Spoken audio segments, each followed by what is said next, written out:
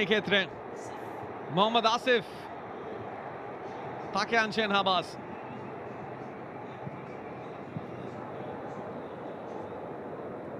গত বছরে Antonio Lopez হাওয়াজের কোচিংয়ে ইন্টার কাশিতে ছিল মোহাম্মদ আসিফ, আক্রমণ ভাগের খেলোয়াড়। আমার মনে হয় এডমুন্ডের কিছুটা সমস্যা হচ্ছে, খুব স্বাভাবিক। যেভাবে পারফর্ম করেছে ফার্স্ট হাফ, তাতে কিছুটা ইনজুরি, কিছুটা মাসল পুল হওয়াটা ভীষণভাবে স্বাভাবিক। খেলার মধ্যেখানে বৃষ্টিও হয়ে গিয়েছে, সুতরাং সব মিলে ইস্টবেঙ্গলেরও কিছু পরিবর্তন আমরা নিশ্চিতভাবে দেখব এবং সেগুলো কিন্তু ম্যাচের ভাগ্য গড়ে দিতে পারে। Edmund strike from the angle.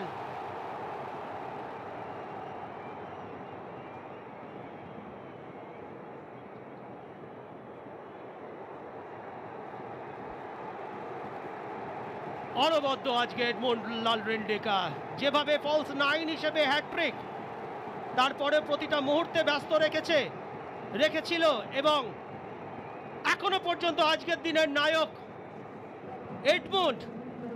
অনবদ্য পারফরমেন্স, তার জায়গায় আসিফ এবং দুটো পরিবর্তন অ্যান্টনিও লোপেজ হাভাজের।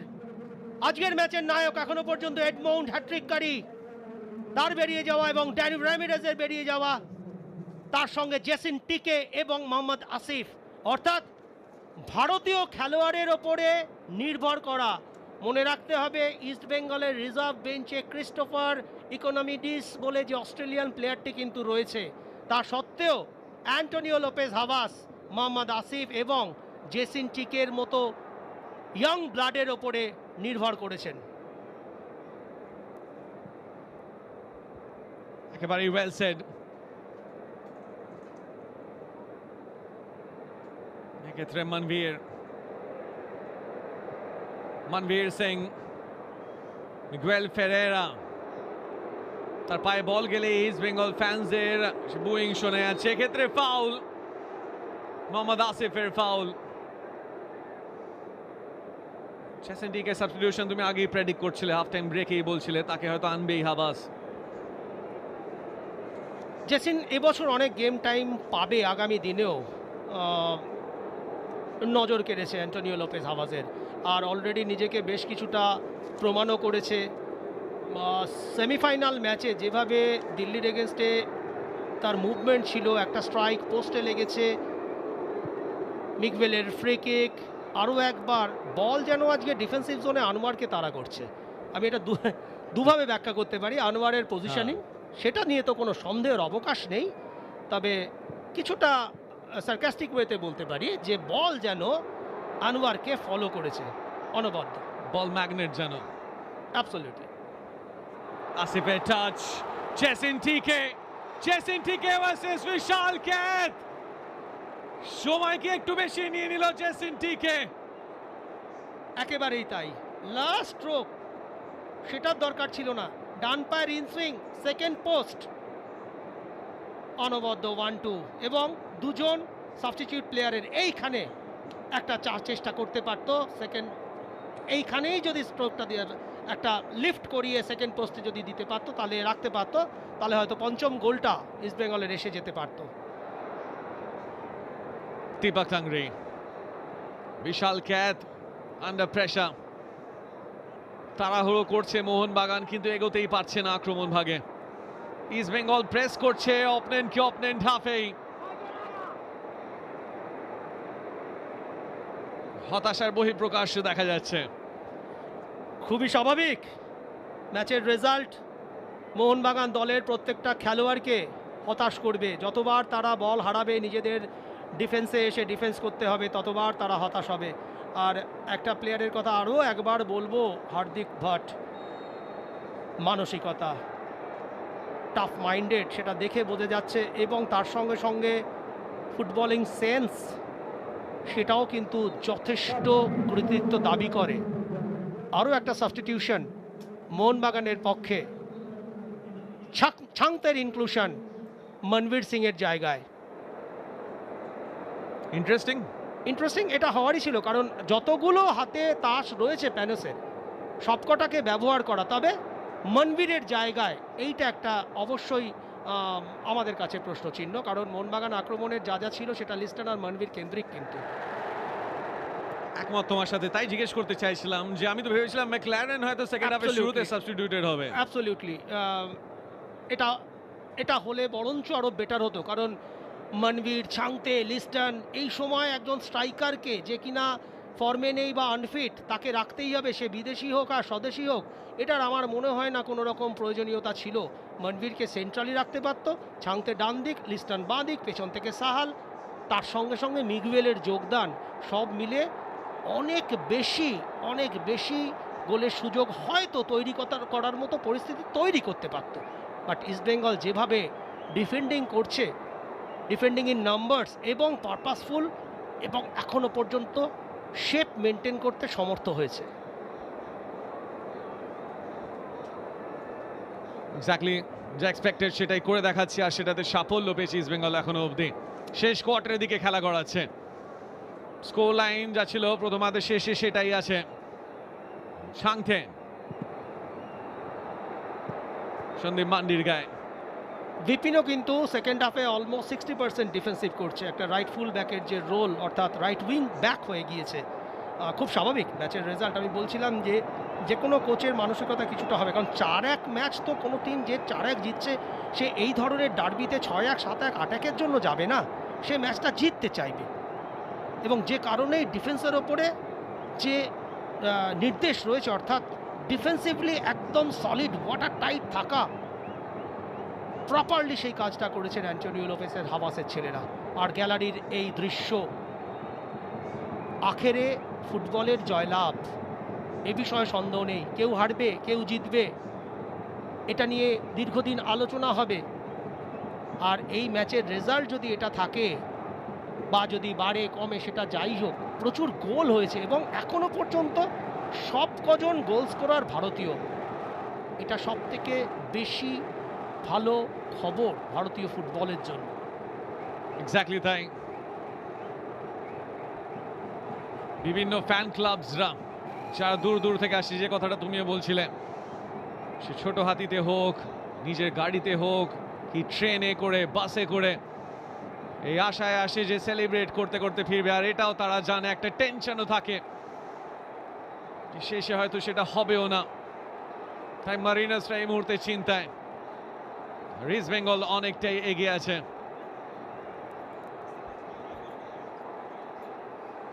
ড্রিঙ্কস ব্রেক এই মুহূর্তে আমরা দেখতে পাচ্ছি রাজনাথ সিংকে, সঙ্গে তাপস রয় আছেন না ডক্টর ইন্দ্রনীল খাঁ। রাজনাথ সিং এর ডান দিকে বসে আছেন chief of defence staff general NS Raja Subramani. Rajnath Singh defence minister, doctor Indranil খাঁয়ের সঙ্গে আলোচনায় এই সল্টলেকে, এই আইকনিক সল্টলেকে। কলকাতা ডার্বি, 5টা গোল, 4টে ইস্ট বেঙ্গলের, 1টা মোহনবাগানের।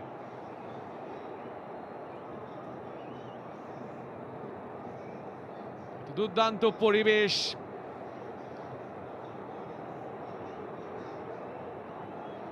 অনেক কিছু স্যাক্রিফাইস করে ফ্যান্সরা মাঠে আসে। অনেকে আসতে পারেনি, তারা ফোনের পর্দায়, টিভির পর্দায় চোখ রেখেছে। কেউ কাঁদছে, কেউ এখন হয়তো হাসছে সেলিব্রেশনস এর জন্য। শেষ কোয়ার্টার ডিসাইডার, সেই স্পার্কটাও, সেই ঝাঁঝটাও এখন যেন মনে হচ্ছে মোহনবাগান খেলোয়াড়দের একটু মিসিং। আসলে নিজেরা রিয়েলাইজ করতে পারছে যে সময় চলে যাচ্ছে, আর খুব একটা বেশিক্ষণ বাকি নেই। 3 গোলে যে তফাৎ, সেটাকে আরও কতটা কমানো যায়, বাদুর সম্ভব কিনা, সেটা নিয়ে নিজেরাই বেশ কিছুটা কনফিউজ অবশ্যই, কারণ এটাই স্বাভাবিক। ইস্টবেঙ্গল এখনও পর্যন্ত কিন্তু যদি ডিফেন্সিভ লাইন দেখি অলমোস্ট 6 জন, 6-3-1, যেটা ভীষণ স্বাভাবিক। তবে এই ধরনের মিস্টেক যত বেশি হবে, প্লেয়ারদের, মোহনবাগান খেলোয়াড়দের হতাশার বহিঃপ্রকাশ সেটা বারবার দেখা যাবে।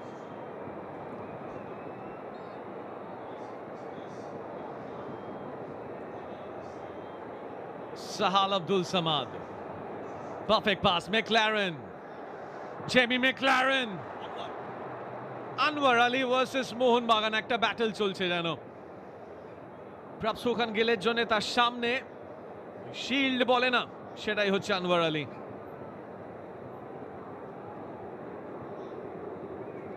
কিয়ান অফসাইডে। অনবদ্য ডিফেন্ডিং কালেকটিভ ওয়েতে আনোয়ার জাস্ট কিয়ানের পেছনে দাঁড়ালো, রশিদ খুব কুইকলি ক্লোজ ডাউন করে ফেললো। জাস্ট লুক অ্যাট ইট, 3জন 4জন, এবং ছাং থেকে বলটা ছাড়তে মিগুয়েল বাধ্য হলো। অনবদ্য ডিফেন্ডিং ইস্টবেঙ্গল টিমের। তবে একটা কথা বলবো যে এই ম্যাচের রেজাল্ট হয়তো এখনও পর্যন্ত ইস্টবেঙ্গলের দিকে যথেষ্ট ভালোভাবে ঢলে রয়েছে। সিজনের এটা ওপেনিং টুর্নামেন্ট, এরপরে আইএসএল হবে।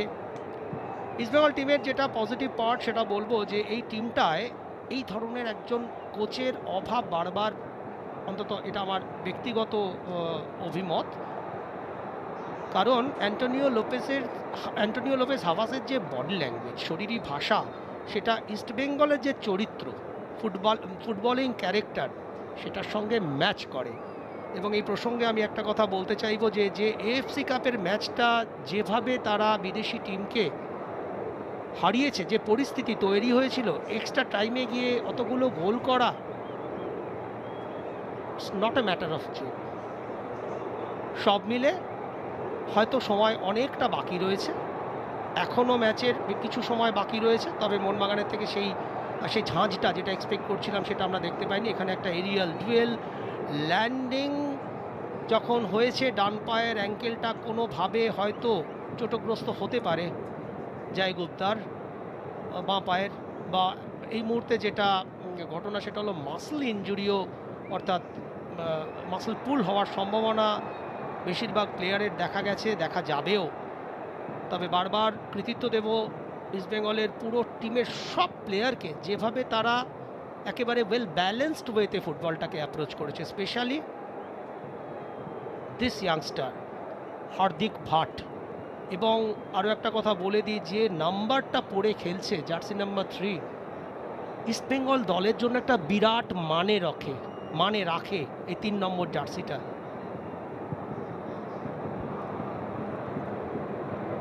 নাম বলার কোনো প্রয়োজনীয়তা নেই, ইস্টবেঙ্গল দর্শকরা বা মোহনবাগান দর্শকরাও জানে এই 3 নম্বর জার্সিটা পরে খেলতেন দ্য গ্রেট ডিফেন্সিভ আইকন মনোরঞ্জন ভট্টাচার্য।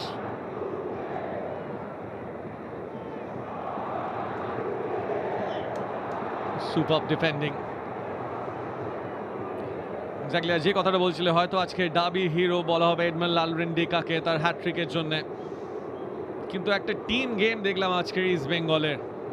ডিফেন্সে আনোয়ার, প্রাপসুকান গিলেরও দুরন্ত কিছু সেভ, বাসেম রাশিদের বল ডিস্ট্রিবিউশন, শুরুতে ড্যানিয়েল র্যামিরেজ তার সাথ দিচ্ছিল, জয় গুপ্তার বাঁ দিক থেকে ক্রসগুলো, এই সব কিছুই আজকে কিন্তু এই ডাবিতে যদি এনে দেয়, সেই জয় টেনে দেবে ইস্ট বেঙ্গলকে। পিওর টিম গেম, যেটা বললি তুই তাকেই কন্টিনিউ করবো আমি। এবং আমরা বারবার এই আলোচনাই করে যাচ্ছি যে যদি কোনো একজন দুজন কিছুটা কম পারফরমেন্স করে থাকে, সেটা একটা জিকসন আর সন্দীপ মান্ডির কয়েকটা মিস্টেক, এক্ষেত্রে আবার নয়, ভালো রিকভার করেছে। যে গোলটা মনবীর পেছন থেকে করেছে, তারপরে কিন্তু অনেকটা নিজেকে রিকভার করে নিয়েছে। সব মিলে এই পুরো ফুটবলটা একেবারে টিম গেমের ফসল। এবং আমরা জাস্ট স্ট্যাটটা যদি দেখি, মোহনবাগান 6টা কর্নার আর্ন করেছে। যে একবার বলছিলাম না যে বল মাঠের বাইরে খুব একটা যায়নি, এই স্ট্যাটটা সেটা প্রমাণ করে। ফার্স্ট হাফে এই কথাটা বলছিলাম। তবে ম্যাচের রেজাল্ট যেটাই হোক, দুটো টিমের যে ফুটবলের প্রতি অ্যাপ্রোচ, ভালো ফুটবল উপহার দেওয়া, সেটার দিকে যে অ্যাপ্রোচ, সেটা কিন্তু সফল আমি বলবো। যতই মোহনবাগান 4-1 গোলে হারছে এখনও, বা ম্যাচের রেজাল্ট হয়তো এটাই থাকবে কি যেটাই হোক, দুটো দলই কিন্তু পারপাসফুল ফুটবল খেলেছে, সেটা আমি বারবার বলছি। স্ট্যাটটা দেখে বোঝা গেছে। কর্নার হয়েছে 6টাই মোহনবাগান পেয়েছে, ইস্টবেঙ্গল কর্নার পায়নি। পজেশনেও মোহনবাগানে গিয়ে আসলে লাস্ট 3-4 বছর ধরে দেখা যাচ্ছে যে, 4 বছর টু বি প্রিসাইজ, যে এই পজিশন বেসড ফুটবলটা, সেটা কিন্তু সবসময় যে জয়লাভ করছে সেই দলগুলো, সেটা কিন্তু হচ্ছে না। 2022-এর ওয়ার্ল্ড কাপে আর্জেন্টিনা ভার্স যে ম্যাচটা প্রথমে হারে, তাতে অপোজিশন সৌদি আরবের বল পজিশন ছিল আমার মনে হয় যতদূর মনে পড়ছে 17%, এবং এই জিনিসগুলো আকছার ঘটছে।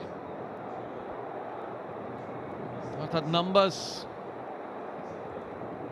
আর স্কোর লাইন দুটো কাহিনী অন্যরকম। ওপেনিং পাচ্ছে না মারিনাস। সাহাল, কিয়ান নাসিরের পাস। ইস্ট বেঙ্গল ডিফেন্সও তৈরি থাকছে প্রত্যেক চ্যালেঞ্জের জন্য। ডিফেন্স ওই একটাই ভুল, একটাই গ্যাপ, সেখান থেকে মনবীর গোল করেছিল। এছাড়া rock solid East Bengal defence line. আর দুটো যে মোহনবাগান সুযোগ পেয়েছিল সেটা হলো ফ্রি কিক থেকে, দুটোই লিস্টনের করা ফ্রি কিক, দুটোই কোয়ালিটি ফ্রি কিক, এবং প্রাপসুকার নিজের যোগ্যতার শীর্ষে উঠে সেটাকে বাঁচায়। বারবারই বলতে হবে, কৃতিত্ব দিতে হবে এবং গোটা টিমকে দলগত পারফরমেন্সের জন্য। কোনো একজনকে হিরো, ইয়েস এডমন্ড হ্যাট্রিক করেছে, এ বিষয়ে তো কোনো সন্দেহ নেই, সেই আজকের ম্যাচে এখনো পর্যন্ত হিরো। আর আনোয়ার প্রতিটা মুহূর্তে, যেটা প্রথমেই বলছিলাম, প্রাপসুকার সেকেন্ড টাইম কালেক্টেড, যেটা বলছিলাম যে আনোয়ারকে যেন বল রীতিমতো ফলো করছে আজকে, প্রতিটা জায়গায় ঠিক সময় ঠিক জায়গায় থাকা, great defending. Second time collection Prabhsukhan গেলেন। এক্স্যাক্টলি শুরুতে কিন্তু লিস্টন হোকে মানবীর কয়েকটা দুরন্ত ক্রস দেখেছিলাম আমরা, কিন্তু প্রত্যেকবার আনওয়ার ঠিক জায়গায় ছিল।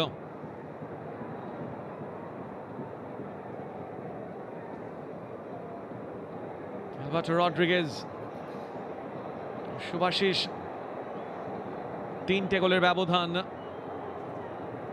হাতে সময় 5 মিনিট কিছু সেকেন্ডস আর অ্যাডেড টাইম। কিয়ান অ্যালাউ করলো, সন্দীপ মান্ডি তাই বিটেন। কিয়ান নাসিরের pass, Anwar Ali the ball magnet আজকে। চেগুপ্তা ক্লিয়ারেন্স, সেটা বিমিতে এই জায়গায় পায়নি সাহাল।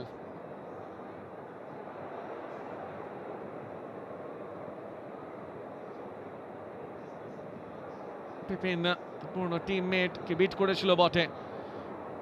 আলবার্টো রড্রিগেজ,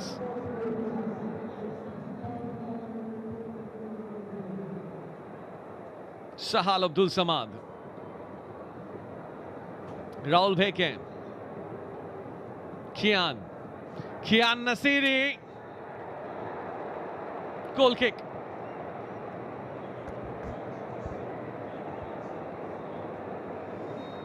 ম্যাচের যা পরিস্থিতি, আরেকটু যদি ডিরেক্ট যায় মোহনবাগান দল, একটু ডিরেক্ট আক্রমণ, একটু লং বল, একটু সেকেন্ড বল উইন করা, কারণ যত পাস নিজেদের মধ্যে মিড থার্ডে খেলছে তাতে কিন্তু সময় যথেষ্ট পরিমাণে নষ্ট হচ্ছে।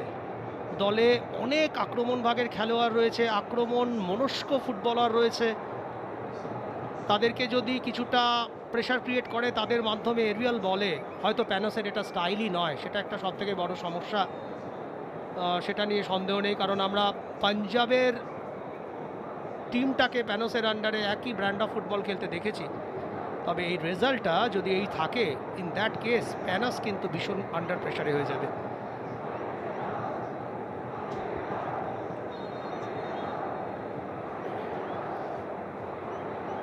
ষাট হাজারেরও বেশি লোক এই সল্টলেকে আজকে। বিশ্বজুড়ে কোটি কোটি ফ্যান্সরাই কলকাতা ডার্বির দিকে নজর রেখেছে। দীপক টাংরি ইচ্ছাকৃত হয়তো না, কিন্তু বলের জন্য এগিয়েছিল জ্যাগুপ, তার সঙ্গে head কালিশন Arial ডুয়েলে।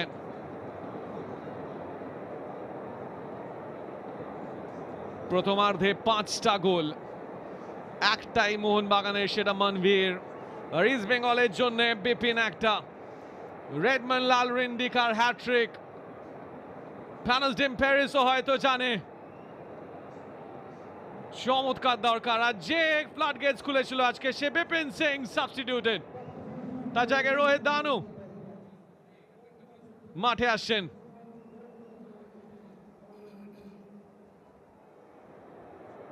Antonio Lopez Habas শেষের দিকে একটা সাবস্টিটিউশন।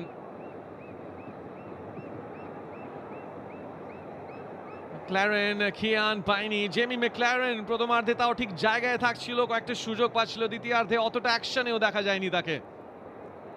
একেবারেই তাই, মনবীরকে রাখা উচিত ছিল। সেই জন্যই বলছিলাম যে যদি মনবীরকে টার্গেট ম্যান করে আরেকটু লং বলে যেত, আরেকটু ডিরেক্ট ফুটবলে যেত, তাহলে হয়তো আরেকটু বেটার হতো। কারণ যে ব্যবধানটা সেটা কিন্তু যথেষ্ট বেশি, যথেষ্ট পরিমাণে বেশি।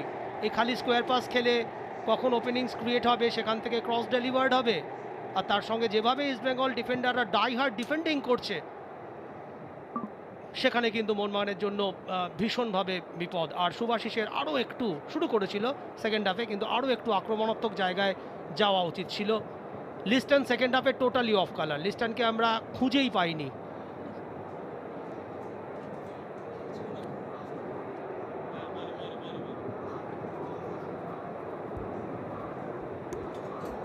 এক্স্যাক্টলি তাই। তৃতীয়ার্ধে যেখানে কাম ব্যাক করার কথা ছিল, সেই কাম ব্যাকটা আর হলো না। 5টা গোল ফার্স্ট হাফে, আর দ্বিতীয়ার্ধে গোল হয়তো আসেনি, কিন্তু ইস্ট বেঙ্গল যে স্ট্র্যাটেজি সেটা করেও দেখিয়েছে, আর তাই সাফল্যটাও পেয়েছে একটা মিনিটের পর রেগুলেশন টাইমে। যেরকম জমাট, সেখানে কিন্তু ভীষণ সমস্যা। মাঝখান দিয়ে পাস খেলে ওপেনিং ক্রিয়েট করা seems to be very very difficult. Wing থেকে ক্রস ডেলিভার করা, সেখান থেকে সেকেন্ড বলকে উইং করা, এই রাস্তাটায় যাওয়া উচিত ছিল, এই রাস্তাটা দেখানো উচিত ছিল প্যানোসের।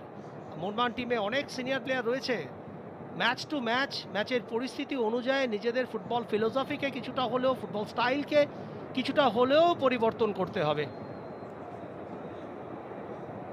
রড্রিগেজের মতো দীর্ঘকায় খেলোয়াড় রয়েছে, তাকে একটু অ্যাডভান্সিং করে, কারণ 4-1 সেরম রেজাল্ট যেখানে ডিফেন্ডাররাও কিন্তু আক্রমণে, ডিফেন্ডারদেরকে কোনো একজন সেন্টার ব্যাককে আক্রমণে অ্যালাউ করা উচিত তার ফিজিক্যাল প্রেজেন্সকে ইউজ করানোর জন্য। সেক্ষেত্রে দুটো উইং থেকে কোয়ালিটি ক্রস আসার প্রয়োজনীয়তা রয়েছে, যেগুলো মোহনবাগান কিন্তু করে দেখাতে পারেনি। শুধু ডিফেন্সিভ থার্ড আর মিড থার্ডে অনেক পাস খেলেছে। 5 মিনিট অতিরিক্ত সময়, অর্থাৎ এই 5 মিনিট ডিসাইডার। সিংহাসনে কে বসবে? কলকাতার রং কি হবে? লাল হলুদ প্রায় হয়ে গেছে। দীর্ঘ 24 বছর পরে, 24 না ভুল বললাম, 2004-এ লাস্ট জিতেছে। দীর্ঘ 22 বছর পরে ইস্টবেঙ্গল এই ডুরান্ড কাপটার দিকে অনেকটা পা বাড়িয়ে রেখেছে, পা বাড়িয়ে হাতটা দিয়ে ধরবে এই ডুরান্ড কাপটা, যে ডুরান্ড কাপটা অধরা ছিল। এই ডুরান্ড কাপে লাস্ট ফাইনাল 2023-এ দুই দল মুখোমুখি হয়েছিল। দিমিত্রি পেট্রাতসের গোলে ইস্টবেঙ্গল পরাজয় বরণ করেছিল, এবং আজ যদি ইস্টবেঙ্গল ডুরান্ড কাপটা জেতে, সেখানে যে সংখ্যাতত্ত্বের বিচারে দুজনেই 17 বার করে এই ডুরান্ড ট্রফিটাকে অ্যাচিভ করবে। ম্যাকলারেন হয়তো লক্ষ্যে, কিন্তু শটে জোর ছিল না। প্রভসুকান গিলের জন্য ইজি কালেকশন। এক্স্যাক্টলি তাই, মানে ডুরান্ড কাপ আধিপত্য কলকাতা ফুটবলের, কিন্তু ইকুয়ালাইজ করবে ইস্ট বেঙ্গল। একেবারেই, এক একটা সময় ছিল কিছু টুর্নামেন্ট ডিফাইন্ড হয়ে যেত, ডুরান্ড মোহনবাগানের, ডিসিএম ইস্ট বেঙ্গলের, এই ধরনের কিছু ব্যাপার অনেক দিন আগে থেকে গোড়া থেকে ছিল। আরও একটা কাউন্টার ইস্ট বেঙ্গলের জন্য, রোহিত দানু, তার পাস, বাসেম রাশেদ প্রায় পেয়ে ছিল, দীপক টাংরি পৌঁছে যায়। পঞ্চম গোল কিন্তু এসে যেতে পারত, যেটা রেকর্ড রয়েছে ইস্ট বেঙ্গলের। 1975 সালে 5-0 ছিল, সেই জায়গাটা কিন্তু দ্বিতীয়বারের জন্য স্পর্শ করে ফেলতেই পারতো। ইম্পর্টেন্ট ইন্টারভেনশন দীপক টাংরির, কৃতিত্ব রোহিত দানুর, যেভাবে কাটব্যাকটা রেখেছিল। ভালো ডিফেন্ডিং দীপক টাংরির। তবে আজকে একটা অনবদ্য ম্যাচের সাক্ষী হয়ে থাকলাম। প্রথম 45 মিনিট যে গতিতে ফুটবল হয়েছে, যেভাবে কনভার্সন রেট দেখেছি, ভারতীয় খেলোয়াড়দের গোল করতে দেখেছি, শুধুমাত্র দূরপাল্লার শট থেকে নয়, ইনসাইড দ্য বক্স থেকে, ইনসাইড দ্য বক্স, সেখান থেকে কম্পোজড ওয়েতে গোলকিপারকে, বিশাল কায়েতের মতো গোলকিপারকে বিট করে এডমুন্ডকে গোল করতে দেখেছি। সব মিলে ইস্টবেঙ্গলের আজকে একটা অনবদ্য দিন ইস্টবেঙ্গল ক্লাবের জন্য। গত বছরই ইন্ডিয়ান সুপার লিগ চ্যাম্পিয়ন হয়েছে, এবছর শুরুটা কিন্তু অনবদ্যভাবে করলো। আমি এই ফেজটার কথাই বলতে চাইছিলাম, মানে রিসেন্ট ফেজটাই যদি দেখি, ইতিহাসটাই যদি দেখি, একটা সময় ডাবি ফেজ মোহনবাগান যেন আধিপত্য দেখা যাচ্ছিল, কিন্তু এখন এশিয়া কলিং, আইএসএল চ্যাম্পিয়ন্স, আর এবার ডুরান চ্যাম্পিয়ন, এই গ্রাফটা কিন্তু এই মুহূর্তে উঠছে ইস্ট বেঙ্গলে। 4-1 আধিপত্য, সে ব্যবধান বাড়ানোর চেষ্টায় জয় গুপ্তা আগেই হাত তুলে বলে দিয়েছে বল পাঠাবে জয়, কিন্তু এবার ঠিক জায়গায় হয়নি। টায়ার্ড এখানে, কিছুটা টায়ার্ড বলে এই বলটা ছাড়লো। এখানে যে কোনো আক্রমণভাগের খেলোয়াড় যেটা করবে সেটা উইথ দ্য বল ক্যারি করে কর্নার ফ্ল্যাগের কাছে যাবে, কিছুটা সময় চুরি করে নেবে। বাট জয় গুপ্তা অন্যান্য যে কোনো দিনের তুলনায়, গত বছরও ইস্ট বেঙ্গলে ছিল, এবছরও আছে, আমি অন্তত এই জয় গুপ্তাকে অন্যভাবে দেখে অভ্যস্ত। যে বছর তুইও জানিস ইন্ডিয়ান সুপার লিগে আমরা একসাথে কমেন্ট্রি করেছি, এফসি গোয়ার হয়ে যে ডেভাস্টেটিং ফুটবলটা জয় গুপ্তা খেলতো, মনে হয়েছিল একজন এমন ফুলব্যাক এলো দীর্ঘদিন পর যে কিনা মাঠের যে কোনো জায়গা থেকে স্ট্রাইক নেওয়ার এবিলিটি রয়েছে, একজন গোল স্কোরিং বা আগ্রাসী একজন ডিফেন্ডার। তারপরে 2 বছর খুব ডাল গেছে, কিন্তু এবছর অ্যান্টোনিও লোপেজ হাওয়াসের আন্ডারের জয় গুপ্তা কিন্তু কিছুটা অন্যরকম। তার সঙ্গে সঙ্গে Basim Rashid, exceptional football, exceptional midfield general. সত্যি তাই, প্রত্যেকটা ডিপার্টমেন্টে আজকে সুপারস্টার ইস্ট বেঙ্গলে, টিম ওয়ার্ক এই রেজাল্ট এনে দিয়েছে। কয়েকটা সেকেন্ডের অপেক্ষা, কিন্তু সেলিব্রেশনস শুরু হয়ে গেছে। 4-1 স্কোর লাইন, 5-1 করার চেষ্টায় বাসিম রাশিদ ইন্টেলিজেন্ট ছিল, আরেকটুর জন্য পৌঁছয়নি, আরেকবার পৌঁছেছে জেসিন অব্দি। রোহিত দানু সামনে ছানতে, কর্নার ফ্ল্যাগের কাছে গিয়ে একটু সময় নষ্ট করার চেষ্টায় দানু। Brilliant Hardik Bhat, throw in ইস্ট বেঙ্গলের। শেষ বাঁশির অপেক্ষা ইস্ট বেঙ্গল ফ্যান্স। অসম্ভব আত্মবিশ্বাসী ফুটবল হার্দিক ভাটের, মনেই হচ্ছে না যে ডার্বিতে ডেবিউ হচ্ছে। এই হার্দিক ভাটকে নিয়ে প্রথমে আমার মনে অবশ্যই প্রশ্ন ছিল, বাট আমাকে ভুল প্রমাণিত করেছে হার্দিক ভাট, তার জন্য তাকে আমি ধন্যবাদ জানাবো। যেমন ধন্যবাদ জানাবো অ্যান্টোনিও লোপেজ হাওয়াসকে। তার সঙ্গে শেষ বাঁশি, ডুরান্ড চ্যাম্পিয়ন্স ইস্ট বেঙ্গল। এডমন্ডের হ্যাট্রিক, বিপিনের একটা, অর্থাৎ একটা কথা তো বলতেই হবে যে হাতে মশাল আর বুকে বারুদ। আজ কলকাতা লাল হলুদ, বিশ্ব জুড়ে red and gold brigade celebrations. সল্টলেকে লাল হলুদ ঝড়, আর এই ঝড় বিশ্ব জুড়ে। Well played East Bengal.